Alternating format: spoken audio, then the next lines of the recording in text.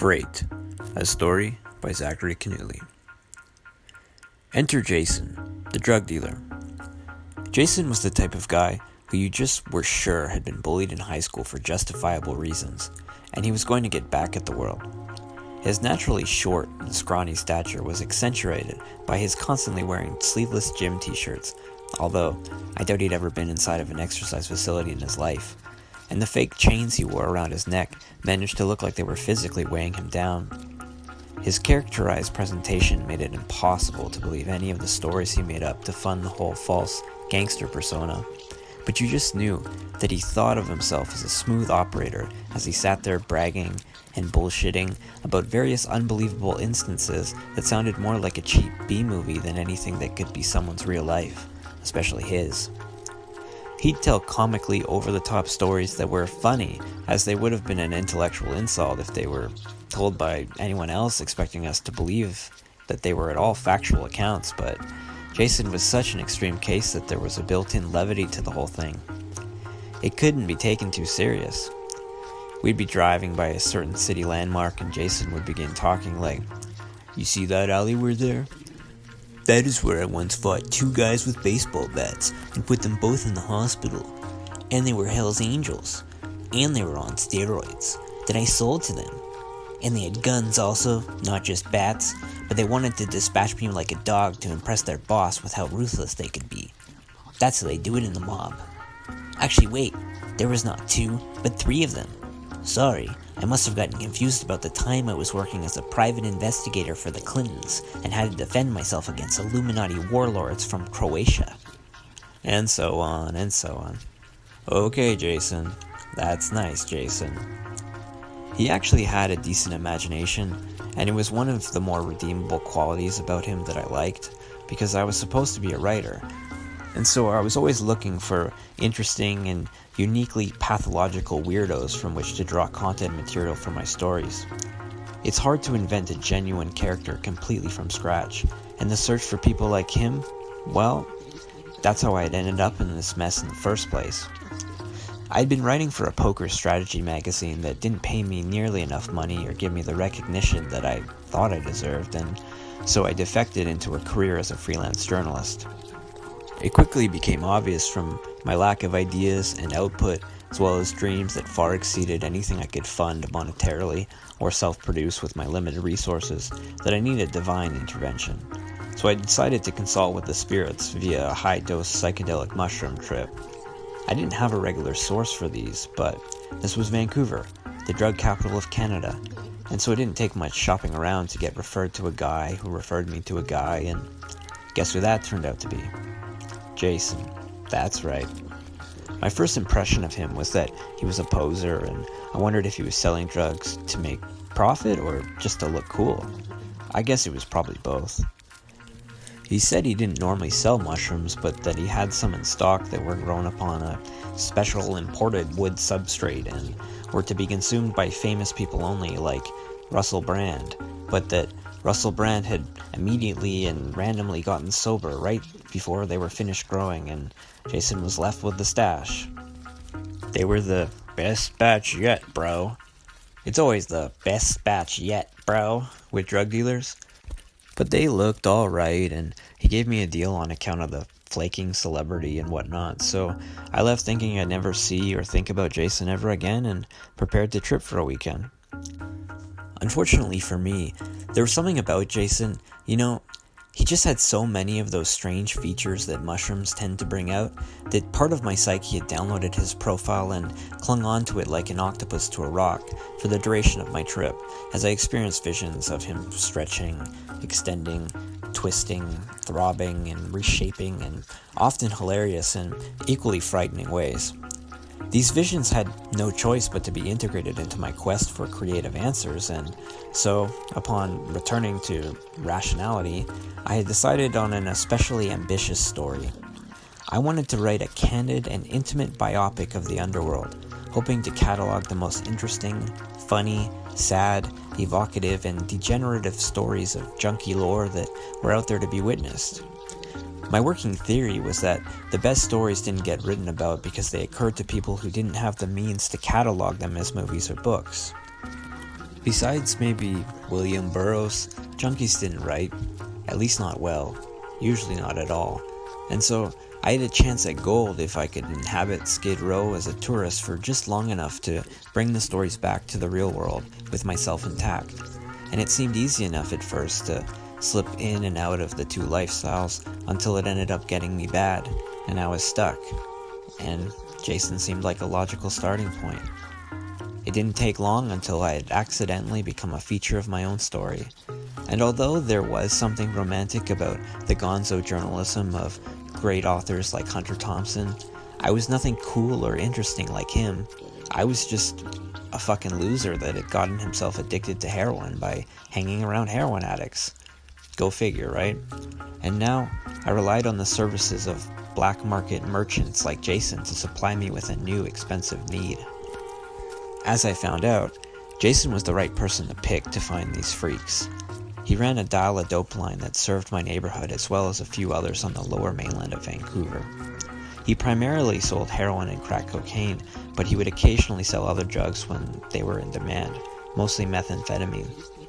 Meth didn't have nearly as lucrative of a profit margin as the other two, which he had expressed to me in a verbal breakdown of the inner workings of the business life.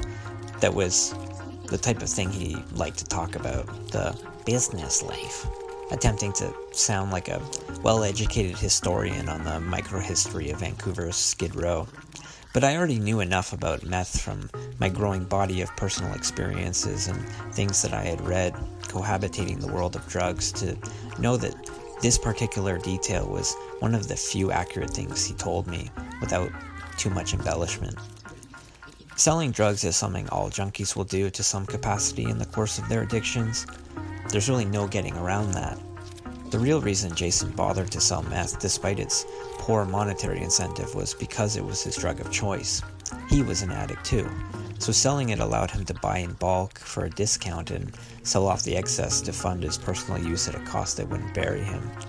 You know, economies of scale, that concept you learn in economics class. I don't know, I wasn't there. I dropped out of high school. Anyways, most of the time I spent with him was with other people. There always seemed to be a party or a ruckus of some sort occurring in his car, which provided a gearworks of many complicated and often arguing moving parts. For example, there'd be one guy that needed to go to someone's house to pick up money before he could pay Jason, and another guy's house would be on the way, so he'd ask for a ride home, and then another junkie would call for a delivery in another area of the city, which of course took precedent because it was a sale, causing Jason to make an immediate U-turn in whatever direction the sale was, and so a bunch of errands would stack up and get crosswired, causing fights and deal-making of all sorts and total chaos. It was always an emergency, no matter what, and there was something a little sexy about that. Danger, chaos, mortal danger, it all made me a little horny. It was just good, recreational fun to observe it all go down, and so I wasn't especially upset when I'd accidentally get whisked off and taken for the ride.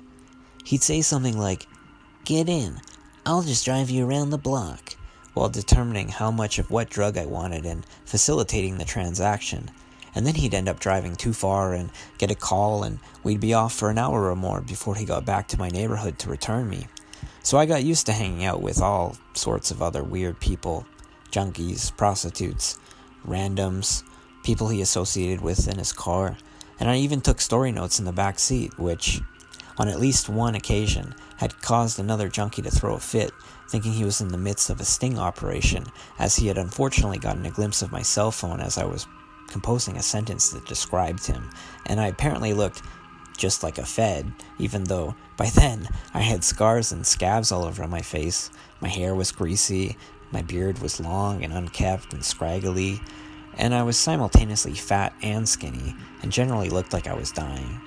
Still, I learned to be more discreet after that. Most of the passengers were not paying any attention to me anyways, though, as Jason was usually the one taking the spotlight and talking on and on and on. The others would mock him with sarcastic comments amongst themselves, and it became clear that he didn't have the self-awareness to catch on that he was the butt of the joke. As far as he was concerned, he was respected toughly and revered as a sort of rugged, countercultural figurehead. When I had first met him, He was commonly injecting his meth with a small quantity of heroin as a drug combination he referred to as a goofball. It often put him into hostile, psychotic stupors that had required involuntary hospitalization on more than one occasion. By the second or third time he had become hospitalized, he trusted me enough to let me know that that was where he was at, when his phone line had uncharacteristically gone dead for a few days. He had called my number off the courtesy line in the mental ward, and I thought it was a bit strange that he knew my number without access to his cell phone, but maybe he had written it down. I didn't know, but I didn't inquire.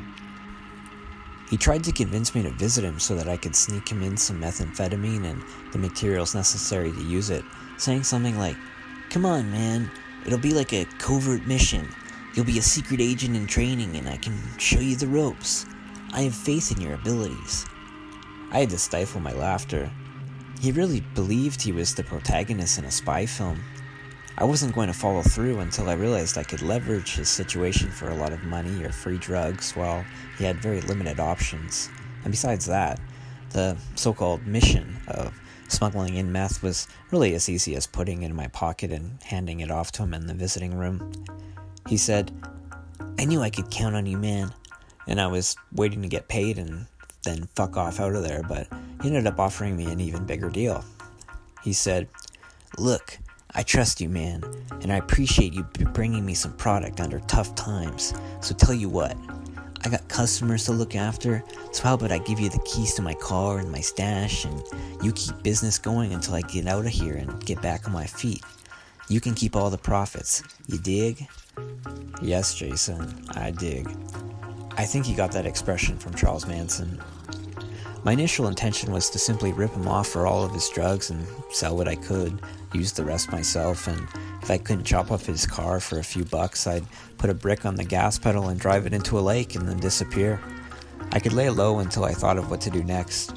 Not that I believed him to pose any serious danger to my safety, but I didn't want to take any unnecessary and annoying risks. This was worth a lot of money. I estimated it to yield approximately $3,000 to $5,000 based on how much drugs I knew he held at any one time. He was always showing them off. And he was just going to give this to me? Why?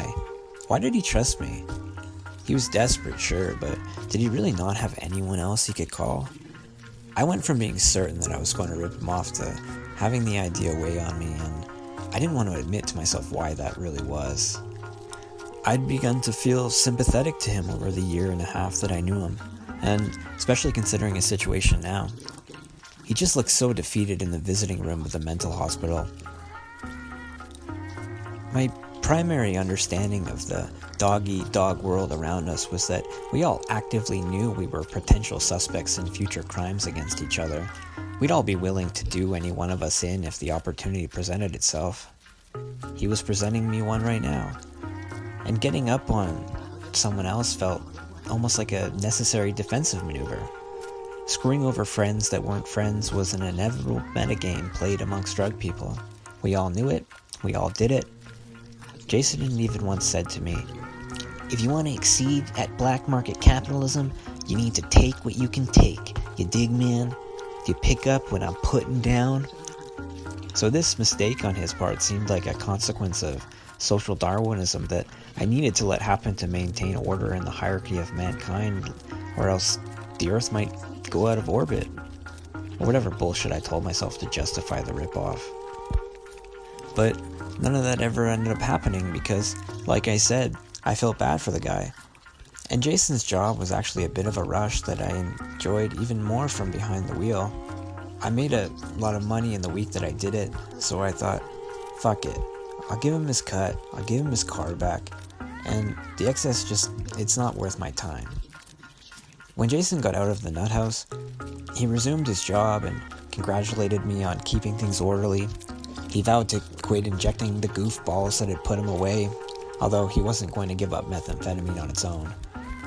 In his estimation, that was safe, and even a smart decision. And when he wasn't taking bumps of meth intranasally off his dashboard, he'd smoke it off of tinfoil, usually in his car in between deliveries, sometimes not even stopping to park the car before lighting up, which explained the nicks and dings all over the front bumper of his white Honda Civic. We all threatened to boycott him if he smoked while he was driving with us inside the vehicle because of the traffic liability and the suffocating fumes. He would argue that it was a performance-enhancing drug for his long and busy shifts. Ultimately, our boycott was a bluff because we didn't have anyone else that we could manipulate into the types of favors we'd get from Jason. He was so obsessed with making us all like him and believe the mythology he was attempting to cultivate for himself that he'd offer us good prices and free samples just to show he could, as though this proved he had made it as a businessman that he could throw around cash and drugs with little regard for the cost. And so, we'd have to let little things like being fumigated to death go, and we'd just have to make room in the backseat next to a mountain of discarded foil and 2 or 3 other junkies and take our chances with his driving. I had noticed that all over the discarded rips of tinfoil there were these streaks and pockmarked holes that were translucently burned through, and I realized this was a consequence of the chemical agents left over as remnants of the manufacturing process, and they were becoming caustic when exposed to high heat. It was real bad dope. I wouldn't have been surprised if he cooked it up in his own bathtub from directions he had gotten off a YouTube video. Since I didn't use meth myself, only heroin and other drugs recreationally like marijuana, mushrooms, and sometimes crack cocaine when I had excess money, I could only approximate how clean it was from visual cues. But the purity of meth can essentially be appraised by this one metric alone to decent enough accuracy, depending on its color. Browns and mustard yellows were the most adulterated product, usually made from cold medicine containing pseudoephedrine and many chemicals that were stocked under an average household sink. Cloudy off-white is a mid-grade, and crystalline white and translucent glass-like shards is meth at its purest. That's what people want. His product was a despicable mush that looked like mashed potatoes and smelt like city garbage on a hot day, whereas good meth had an almost sweet smell like green apples. And I couldn't help but cringe a bit from seeing him liberate those fumes into his lungs daily as he held a lighter up to the foil and pulled smoke through a rolled-up piece of cardboard he held in his mouth like a cigar. It was ridiculous to see him fumbling to hold this whole contraption together while driving with his knees tucked into his elbows. Sometimes he'd ask me to hold the foil or the lighter for him when I was in the passenger seat, and I would have to open the window and stick my head out like a dog, looking the opposite way because it smelled so hazardous to my health. You know, it had to be bad for me to be wondering about my health because I was already on heroin. So I lit it up for him, and he squeals and goes, "Ah! Fuck! You burned my hand! You motherfucker! You did that on purpose! You're working for the CIA!" He'd say stupid shit like that all the time, and we'd laugh, and it was things like that let me understand he was just as paranoid from smoking meth as he was from injecting it alongside heroin in his goofballs. Maybe he was doing them still, I didn't know. I wasn't the only one that had been disgusted by the way he used his drugs. Junkies often warn against the practice of using foil as a substrate for smoking, saying things like, "You know, it'll lead to Alzheimer's," which I heard in his car many times, and I expect it to be possible. It seems logical. I don't know if the fumes from the foil specifically cross the blood-brain barrier, but like I said, it makes sense. Anyways, they'd always express these notions in very unscientific manners like, "Hey, did you know that if you smoke foil precisely 4 times, you're certifiably insane by the American Association for Psychiatry? Not 3 times, not 5, but exactly 4. I know this because I heard this fact from so-and-so, who is a mythical junkie of legend and lore. They really know their stuff." It wasn't worth trying to explain the issues with their logic. Jason wasn't having any of it either, albeit for a different rationale. "Yeah, right, that's impossible," he said with proud conviction.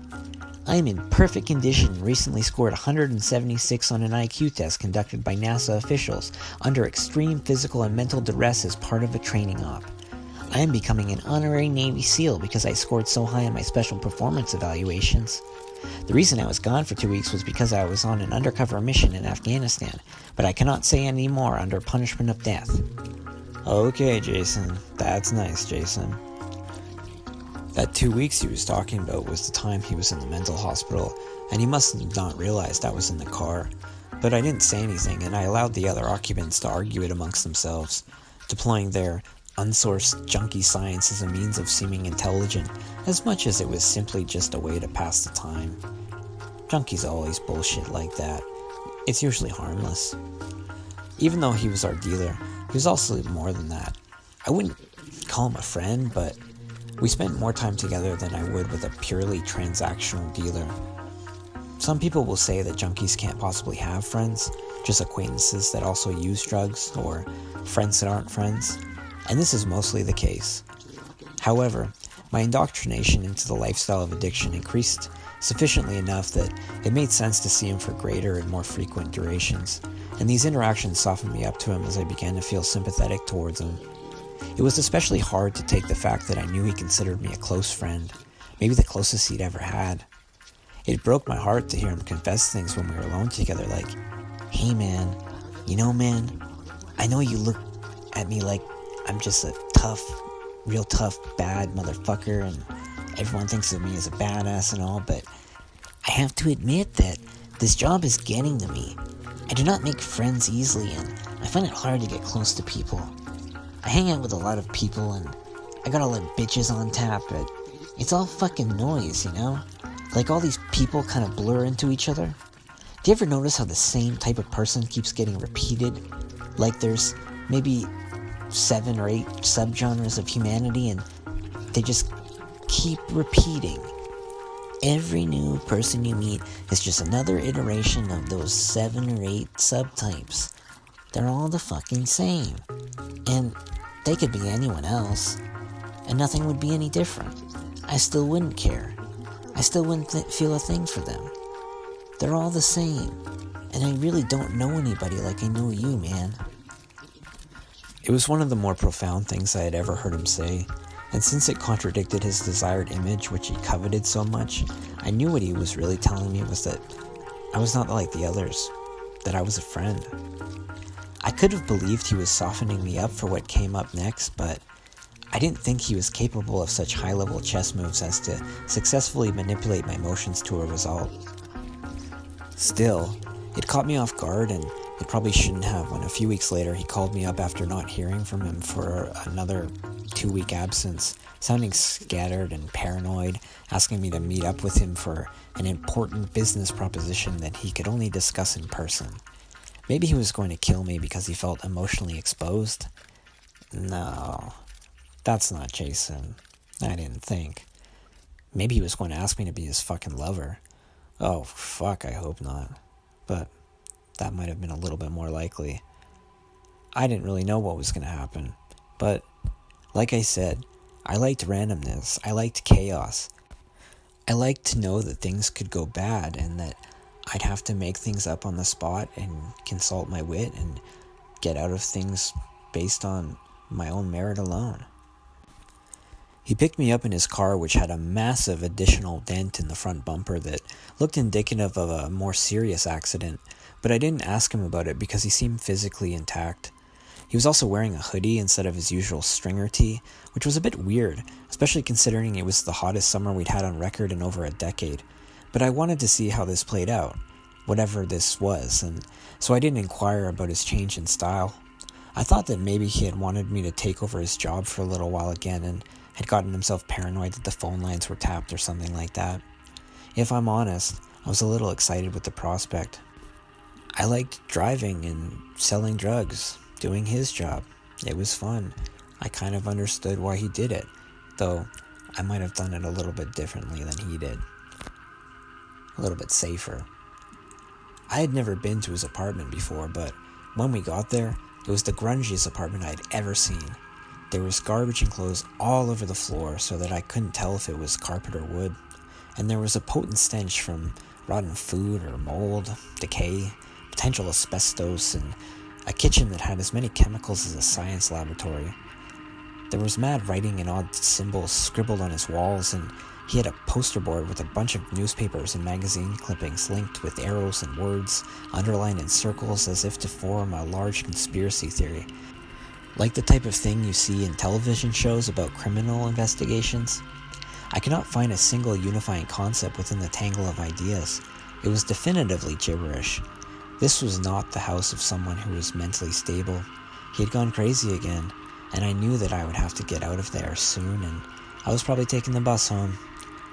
I could tell he didn't think there was anything wrong or unusual with this place to be ashamed about, because he told me to make myself at home and proceeded to busy himself with snorting lines of meth off his kitchen counter with his back to me. I couldn't see until he turned around that he also loaded a rig with a shot of brownish liquid, and from its appearance I assumed he was back on the goofballs. He turned his body away from me and tied up his arm with a doubled over elastic band, and then he shot it as if I couldn't see what he was doing. He pulled off the arm tie and took the rig out of the crook of his elbow, and I heard it drop and clatter into the sink. And he came over to me and sat down, and his tone got all serious. He said, "Let's talk business, man. Let's get down to brass tacks. You're a straight-up dude, man, and you know your shit. We could do some real damage together if we teamed up officially, but you've got to take initiative." I should have walked away, but then he said something like, "Where are my manners? Here." And he gave me a half-gram of China white heroin. At least the heroin was of good quality, because the meth certainly wasn't. "Okay, Jason, let's hear the pitch," I said, and then I took a line. He only said one word. "Freight." "Freight?" I asked. "Like trains?" "Yeah, precisely. I have it all worked out.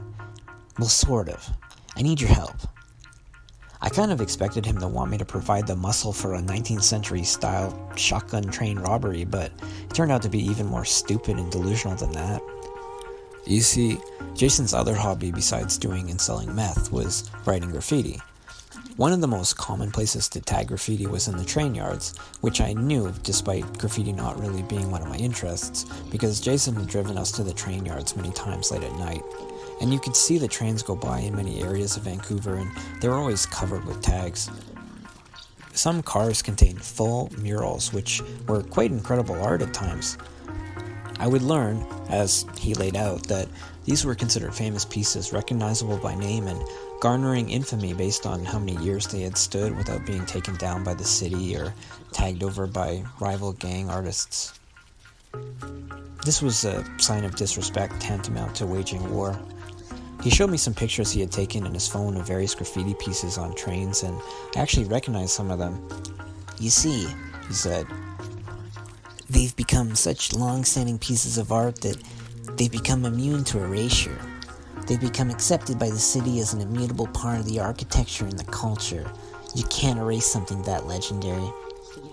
I had thought the city was just too cheap to buff them, but Jason told me that they had once done so regularly, but because artists kept painting them back up immediately, the city had just given up, which was celebrated as a victory over the man. You know, a victory for the underclass of all the artists from here to the United States. All the way to the United States? Why would Americans care or even know about random graffiti on Vancouver trains, Jason? I do not understand what you're getting at here. That is when his eyes lit up like a Christmas tree, and he began speaking excitedly again. "You see, these trains, they're super easy to board, and they go across the border unchecked, all the way down to the United States in some cases. And this art right here, in this phone, is proof that they use the same trains here as in the United States, because this guy's tag is from Los Angeles. I know him. He's famous." "Jason, are you sure that couldn't just be a fan imitating his tag?" He got really defensive at this and said, "Are you fucking kidding me, bro? No fucking way. Nobody could imitate that. It's perfect.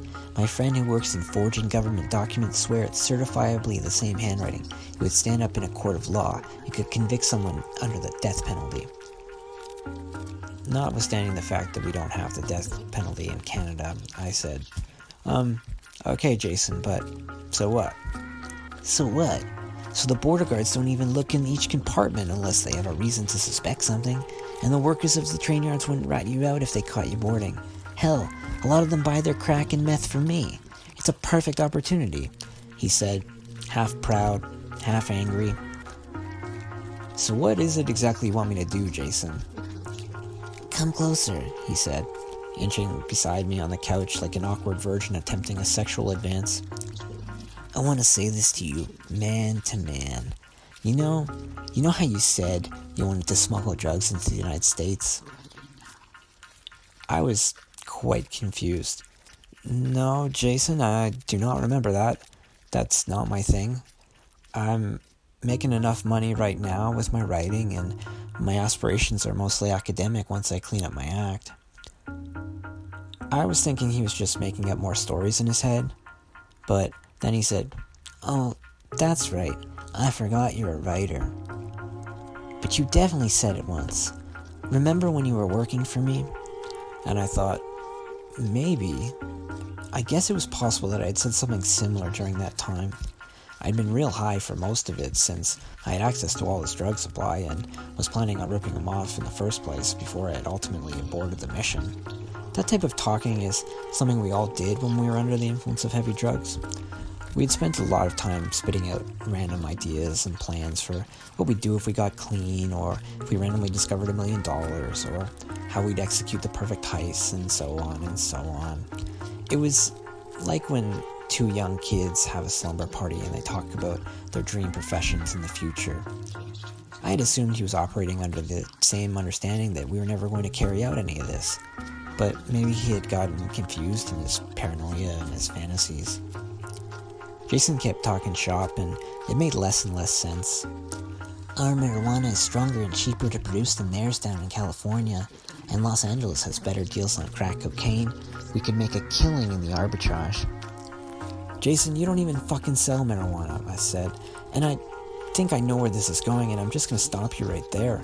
I'm not gonna hitch a ride on a train like some kind of rail cowboy with an asshole full of marijuana to raise your margins. It just isn't feasible. I think you've been watching too many movies. This is not gonna work. See, man, that's where I need you, he said. Like I've always said, you've got the brains, you're almost as smart as I am, and I'm a certifiable genius. So you're a writer, right? Well, you can write us into victory. You're a good talker. You use words that most people wouldn't understand if they weren't laureates like ourselves, and so I know you would be successful as all hell. You just write down how you do it, in detail, fine detail, and sign it. That way I know in case I need to do it myself. And, oh, by the way, can you come a little closer when you talk? This is about where I clued into the fact that he was incessantly tapping at the center of his chest as if he was fiddling with a device underneath his jacket. That's when it all made sense. I didn't want to believe it, but I was sure that he was recording me and that this was some kind of setup. It had to be. I tested him for a little bit because I didn't know what else to do. Jason, are you sure you didn't make these plans with someone else and you forgot it wasn't me? No, man, it was definitely you. He said it confidently, and I didn't say anything for what felt like a very long time, and he must have thought it was as well, because he broke the silence by fishing something out of his back pocket and saying, "Here, this is the money we agreed upon. Just take this and we'll call it a deal." And I was now looking at a stack of bills in his outstretched hand I estimated to be around $5,000. I never agreed to do anything with you, Jason. Sure you did, man. You remember. I started to think back to the last 2 weeks. I hadn't seen him in longer than usual, and I had to go to my second dealer in line for a few days when Jason's phone was inexplicably off. "Hey Jason, where were you while your phone was off?" I asked him, sounding innocently if I could. "Oh, I was just sleeping," he said, but he didn't sleep because of the meth. "For 4 fucking days?" I asked. "Yeah, man. You know, I go hard. I needed to recharge," he said with this dumb look on his face as though he was trying to determine whether his statement had made logical sense, and then he smiled to himself, apparently becoming content that it did and being proud of himself. "Okay, but why are you trying to give me all this money, Jason?" "For that thing you said you'd do, you know, the fucking trains." The son of a bitch, I thought. He was really trying to set me up, and with such a ridiculous concept. That he was trying to get one up on me before I could get one up on him seemed to violate some natural law. It was like a whale being eaten by a salmon, which was the fault of my own ego. I had let my guard down due to my sympathies for the guy, and I wouldn't be doing that again. That was the lesson to be learned here going forwards, but I had to deal with him first. I remembered the deep dent in his car and said, "What happened to your car, Jason?" And he looked down at the carpet, staring into it like a void. It was bad enough that he was trying to turn me in for his own bullshit, but now I was worried that I might have said something incriminating before I clued in, and I imagined some feds in blacked-out vans listening in on a private radio frequency somewhere close by, about to bust in with guns drawn, because I knew the thing that Jason had been playing with under his jacket was a wire. I decided to just ask him, "Jason, this is a setup, isn't it? You're wearing a wire?" He began to scurry away from me while saying, No, man, it's not that." And I followed him, cornering him in his own kitchen. "You got in an accident with your car while driving high and you got busted, didn't you, Jason? And you told the cops I was the leader of your own operation because of some text messages that occurred when you were in the mental hospital. That's what you used as evidence. Am I close?" And then I grabbed him by the collar and pulled his hoodie over his head like a mother undressing his child and revealed what I had expected. There was a tape recorder duct taped to his bare chest. It actually made us both laugh when the first thing he said was, "Oh, how did that get there?" with a shitting grin on his face. But he quickly changed this line of defense to begging for his life when I shoved him against the wall. "Please don't kill me, man, please. I'm sorry, man. I love you. I love you, man. I love you, bro. I'm so sorry they made me do it." I might have wanted to kill him, but it wouldn't be necessary. The red light indicator on the recorder wasn't even on. It turns out that he'd been so high and paranoid that he had pressed it too many times and turned it off, and so he hadn't collected a thing. Besides, it wasn't even a live feed, so there was nothing. I made sure to have my cell phone recording as I made him tell me everything under physical intimidation, just as a legal contingency in case he tried to follow through with any of this ever again. I didn't know if maybe he had other evidence on me that I wasn't privy to. As it turns out, he had been up for 3 days and in the midst of a drug and insomnia-induced psychosis after succumbing to old habits and getting back on the goofballs. And he had been driving while smoking meth, and he hit a pole in the middle of morning traffic on a major street of downtown Vancouver.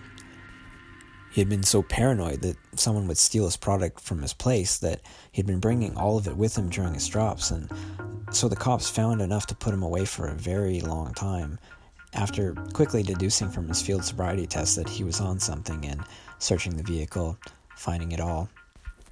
They offered him a deal if he could offer up somebody bigger than himself, and I became that deal for him. The reason was sadder than I could imagine. There was simply nobody else he could get close to. Nobody he knew well enough.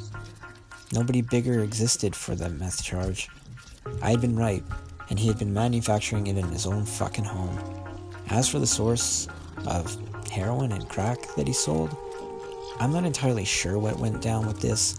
He may have tried to get info on whoever these people were and failed, or maybe he was more afraid of them than he was of me and couldn't manage to try. That remains unclear to me. What was clear was that the prospect of being a confidential informant played heavily into his fantasies about working undercover for various three-letter agencies and secret societies. He'd confessed to me that he thought if he did well with putting someone away for the feds, it'd serve as a good job interview to work for them. "And who knows, maybe even the CIA will hire me," he said. "After all, how could they ignore my talents? But I swear, man, I would have made sure to get you immunity. I know people in places. Big places." Okay, Jason. That's nice, Jason. It's not like he hadn't told me a million times before that he already worked for the CIA. This was the last time I ever saw him. I received some minimal harassment from the police over the coming weeks, but it wasn't long before it trailed off, and I assumed they must have figured out the truth that his story was bogus, and I was an essential nobody in the grand scheme of things. Just another loser with a bad drug habit. The last I heard, Jason was sent to a hospital for the criminally insane. One in particular that's famous for being apparently haunted, because they used to lobotomize people and abuse mental invalids and all sorts of horrible shit. But the extent to which this legend is true is probably lost along the way. Junkies always know everything except how to control their own lives, and they sure like to talk a lot.